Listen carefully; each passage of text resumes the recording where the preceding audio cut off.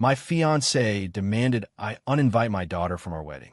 "It's her or me," she said. I replied, "I choose." Then I walked my daughter down the aisle at a completely different wedding I'd been planning for months. My ex-fiancée found out when she saw the photos. I, 52 male, lost my wife to ovarian cancer 9 years ago. We had one daughter together, now 26. After my wife passed, I threw myself into being both parents to a grieving teenager. It wasn't easy, but we got through it together. My daughter is my world. She's smart, kind, and has her mother's laugh. She's also engaged to a great guy she met in grad school, and they've been planning their wedding for the past 8 months. 3 years ago, I started dating again. Met my fiancée through a mutual friend at a charity auction. She was charming, well-dressed, seemed sophisticated. We dated for 2 years before I proposed. Looking back, I should have paid more attention to the red flags, but loneliness makes you blind to things you don't want to see. The issue started small. Comments about how often my daughter called. Eye rolls when I mentioned helping her with something. She's an adult. She should handle her own problems. That kind of thing. I chalked it up to adjustment. My fiancée never had kids, so maybe she just didn't understand the bond. Then my daughter got engaged last year. Her fiancé is a software engineer, solid guy, treats her like gold. When she asked me to walk her down the aisle and give a speech, I cried like a baby. My late wife should have been there to see this. But at least I could be.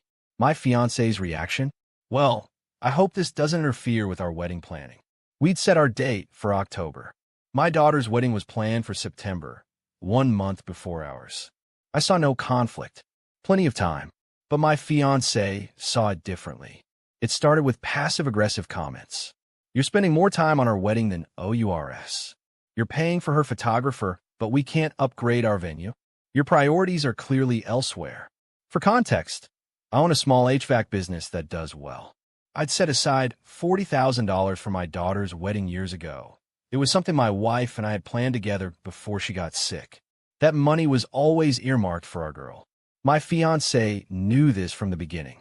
Our wedding budget was separate, $35,000, which I was also covering entirely since my fiancé had gone through a bankruptcy 4 years ago and was still rebuilding. She contributed nothing financially, but had very strong opinions about everything. 3 weeks ago, things came to a head. We were going over seating charts for our October wedding when my fiancé suddenly put down her wine glass and said, "I've been thinking, your daughter shouldn't come to our wedding." I actually laughed. Thought she was joking. She wasn't. I'm serious. She's never accepted me. She's always competing for your attention. I don't want that energy on the most important day of my life. She's my daughter. She's in a wedding party. She's giving a reading. Then uninvite her. Tell her there was a change of plans. That's insane. I'm not doing that. Her face hardened. It's her or me. Choose. I looked at this woman I'd been planning to marry. The woman who'd never once asked about my late wife without a hint of jealousy in her voice. Who'd suggested I take down the family photos that included my daughter's mother. Who'd complained every single time I helped my daughter with anything. "I choose," I said quietly. She smiled, thinking she'd won. "I choose my daughter. We're done." Her smile vanished. "You can't be serious." I've never been more serious in my life. "Get your things and get out of my house." She sputtered, cried, accused me of never really loving her, said I was choosing a grown adult who should be independent over the woman who was going to be your wife. I just repeated, "Get out." She left that night, packed 2 suitcases, and went to stay with her sister. What she doesn't know, what nobody knows except my daughter and her fiancé, is that I'd already been planning an exit strategy for months. See, about 4 months ago, something happened that made me realize I could never marry this woman. My daughter came to me privately, in tears. She told me that my fiancé had cornered her at a family dinner and said, "Once we're married, things are going to change. Your father will finally put his wife first, the way he should. You need to start distancing yourself now, or you're going to be disappointed." My daughter didn't want to cause drama before my wedding. She was going to just pull back, suffer in silence, to make me happy. That's when I knew. I didn't confront my fiancé immediately. Instead, I started planning. I told my daughter we were going to make her September wedding absolutely perfect, and that I'd be walking her down the aisle as a single man. I secretly began disengaging from my October wedding. I stopped putting deposits down on anything new. I let the venues and vendors we'd already booked know that there might be changes. I moved money around. When my fiancée gave me that ultimatum 3 weeks ago, she thought she had leverage. She thought I'd never choose anyone over her. She was wrong. In 2 weeks, I'm walking my daughter down the aisle at the most beautiful wedding I could help create. The venue is a restored barn on a vineyard, my daughter's dream. The photographer is the same one who shot my wedding to her mother 28 years ago. Everything is paid for, everything is planned, and it's going to be perfect. My ex-fiancée still doesn't know any of this. She thinks the October wedding is just postponed while we work things out. She's been texting, alternating between apologetic and angry. I've been giving minimal responses, just enough to keep her from causing chaos before my daughter's big day. After the wedding, I'll make the break clean and permanent. But for now, I'm focused on what matters. Being there for my daughter the way I promised her mother I always would be. Update 1, 1 week later. Things got messy, eh? Let me catch you all up. After I asked my ex-fiancée to leave, she didn't go quietly. She went to her sister's place, but the text started immediately. Night 1, I'm sorry I was stressed. Let's talk about this. Day 2, you're overreacting. All couples fight. Day 3, fine, your daughter can come. But I want her role reduced. She can be a guest, not in the wedding party. Day 4, why aren't you responding properly? This is emotional abuse. Day 5, my sister thinks you're a narcissist. She's probably right. Day 6, I left my vintage jewelry box at your house. I'm coming to get it Saturday. I responded to that last one. I'll leave it on the porch. Don't ring the bell. She showed up Saturday. Didn't take the hint about the doorbell. Pounded on my door at 9 a.m. I opened it slightly, chain still on. We need to talk, she said. She was dressed up, full makeup, clearly expecting to come inside and work things out. There's nothing to talk about. Your box is right there. I pointed to the porch table. You can't throw away 3 years over one fight. It wasn't one fight. It was 3 years of you resenting my daughter for existing. The ultimatum was just the final straw. I never said I hate her. I just wanted boundaries. You told her to distance herself from me, or she'd be disappointed. That's not boundaries. That's manipulation. Her face went pale. She didn't. No, my daughter had told me. She's lying. She's always been jealous of me. She's not the jealous one. Goodbye. I closed the door. She stood on the porch for another 10 minutes, crying, knocking, pleading. Eventually, she left. But that wasn't the end. The next day, I started getting calls from her family. Her sister told me I was cruel and leading her on. Her mother, a woman I'd met exactly twice, left a voicemail calling me a cold-hearted man who doesn't deserve a good woman. Then came the mutual friends. Our mutual friend, the one who'd introduced us, called me to get my side of the story. I told her the basics, ultimatum about my daughter. I chose my daughter, we're done. But she's so upset, the friend said. Can't you at least talk to her? Maybe therapy? She told me to choose between her and my only child. That's not something therapy fixes. She was just venting. Women say things they don't mean. She meant it. She's been building to this for years. I'm done. The friend told me I was being harsh and that she hoped I'd reconsider. Meanwhile, the actual important stuff was happening. My daughter's wedding was coming together beautifully. The final dress fitting was last week. She looked exactly like her mother at our wedding, and I had to step outside for a minute to compose myself. The caterer confirmed the menu. The florist sent sample photos. The string quartet we hired, the one she'd dreamed about since she was a little girl watching wedding videos, confirmed their set list. I wrote my father of the bride speech. 3 drafts so far. Every time I try to read it out loud, I choke up at the part about her mother. My ex-fiancée, meanwhile, has escalated to a new tactic, the accidental run-in. She showed up at my regular coffee shop Tuesday morning. What a coincidence. Big smile. Sat down at my table uninvited. I don't want to talk. Just coffee. As friends. We can be mature about this, can't we? We're not friends. We're not anything. Please leave. You're being so cold. Is this really how you want things to end?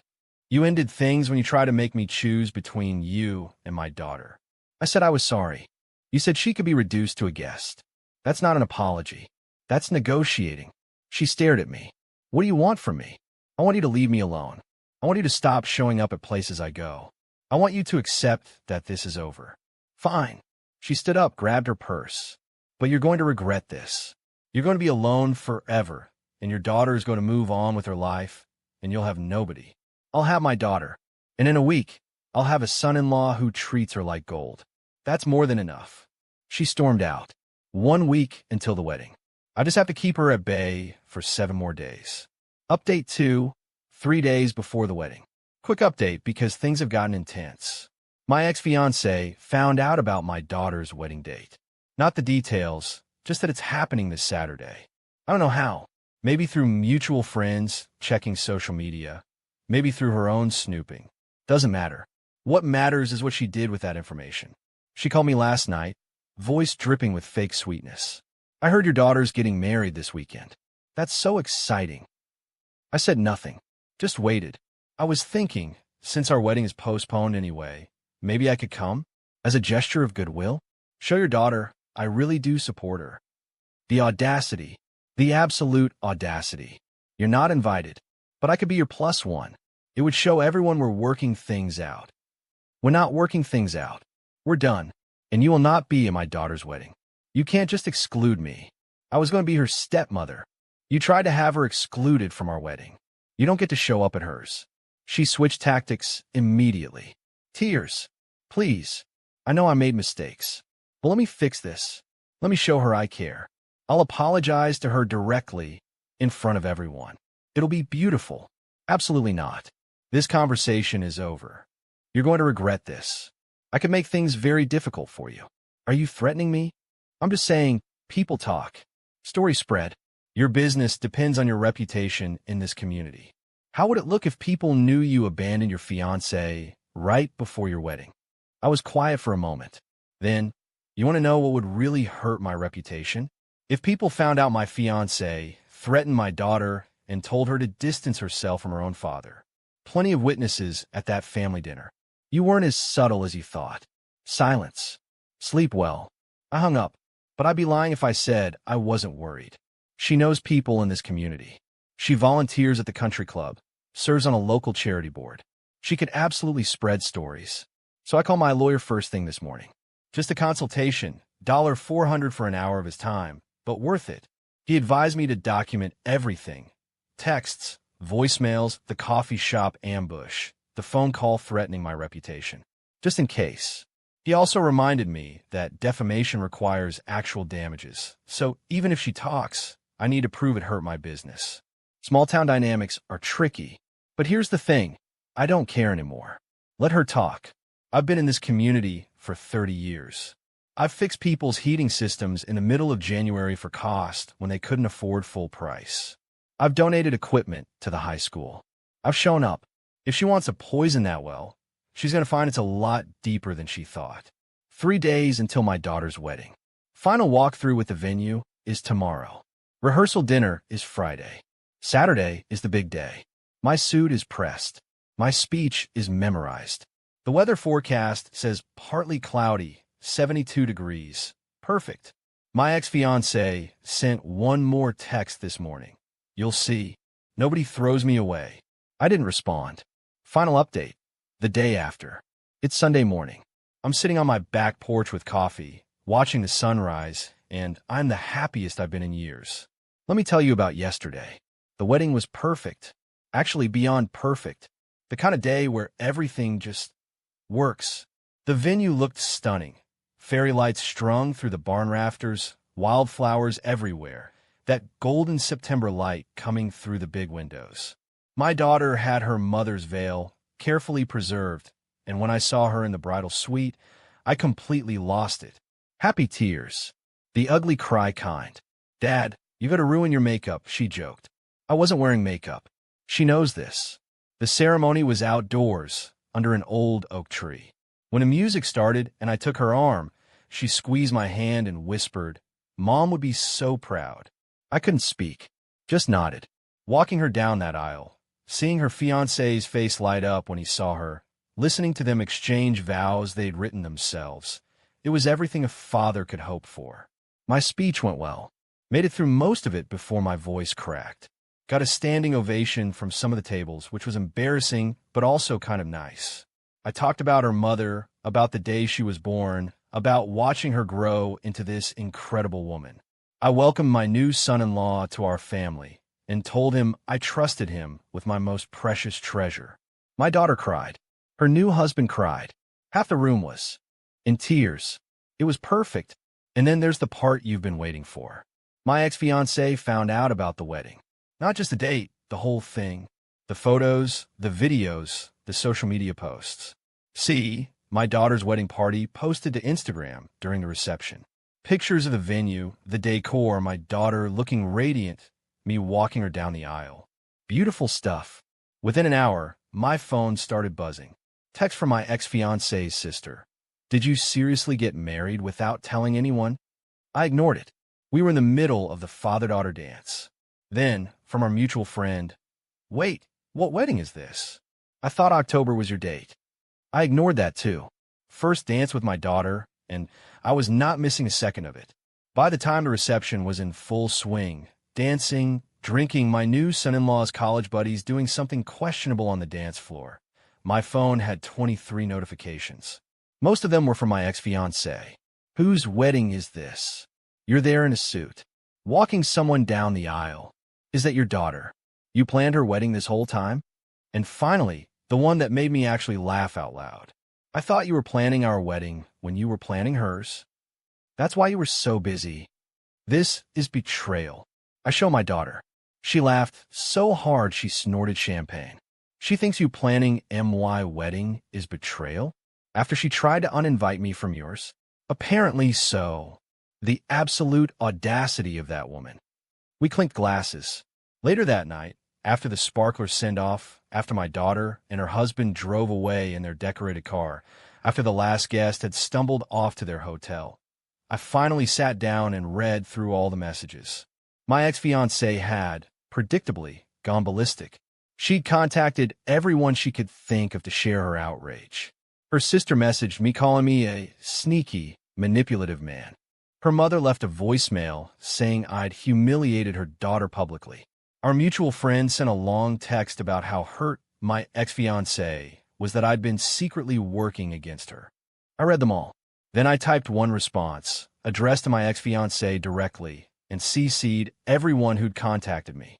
For clarification, I walked my daughter down the aisle at her wedding yesterday. The wedding I've been helping plan for months, with money I set aside years ago. My daughter's wedding was always scheduled for September. Our wedding, which I canceled after you demanded I uninvite my only child, was scheduled for October. There was no secret. There was no betrayal. You gave me an ultimatum. Choose you or choose my daughter. I chose my daughter. I will always choose my daughter. Please stop contacting me. Sent. The responses were immediate and exactly what I expected. My ex-fiancée. This isn't over. Her sister. You're sick. Her mother. How dare you air family business publicly? Our mutual friend. I think I need to stay out of this. That last one made me smile. Yes, you probably should have stayed out of it from the beginning. This morning, I woke up to one final message from my ex-fiancée. It was long, really long, and I skimmed most of it. The highlights. I wasted 3 years of her life. I was emotionally unavailable because I'm still hung up on my dead wife. I'm going to die alone, surrounded by cats. My daughter manipulated me against her. She's talking to a lawyer about something. She wasn't specific. I didn't respond. Let me tell you where things actually stand. The October wedding is officially canceled. I already called the venue last week to let them know. Lost the deposit, $3,500, but honestly, small price to pay. The other vendors got canceled too. Some were understanding. Some kept non-refundable deposits. Total loss, about $8,000. Worth every penny. My ex-fiancé's stuff is being boxed up by a moving company I hired. They'll deliver it to her sister's house on Tuesday. She won't be allowed in my home again. My lawyer is on standby in case she actually does try something legal, but he says she has no grounds for anything. We weren't married. We didn't have shared assets. She contributed nothing financially. If anything, he said, I could pursue her for harassment if she keeps contacting me.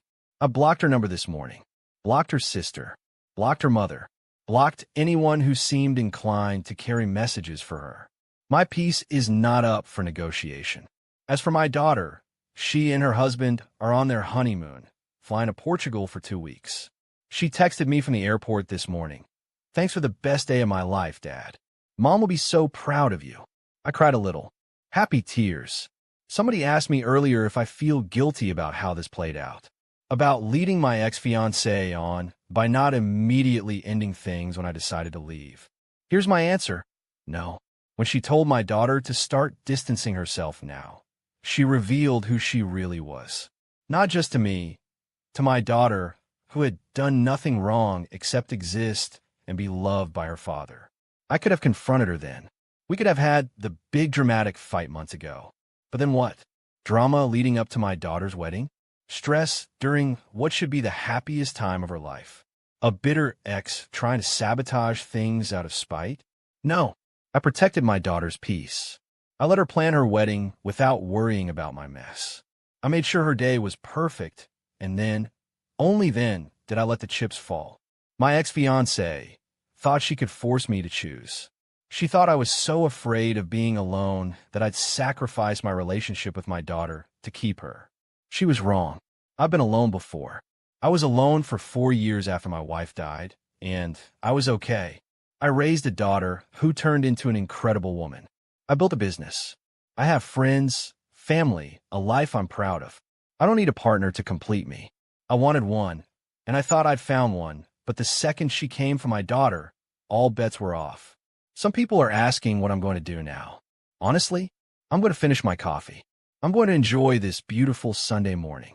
Later, I might go to the office and catch up on some work.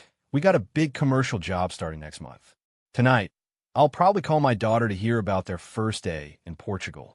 Maybe I'll look through the wedding photos the photographer previewed on his website. And at some point, I'll take down the family photos my ex-fiancée always complained about, the ones with my late wife in them, and I'll put them back exactly where they belong. Front and center, where they should have been all along. Life goes on. My daughter is happy. My heart is full. That's all that matters.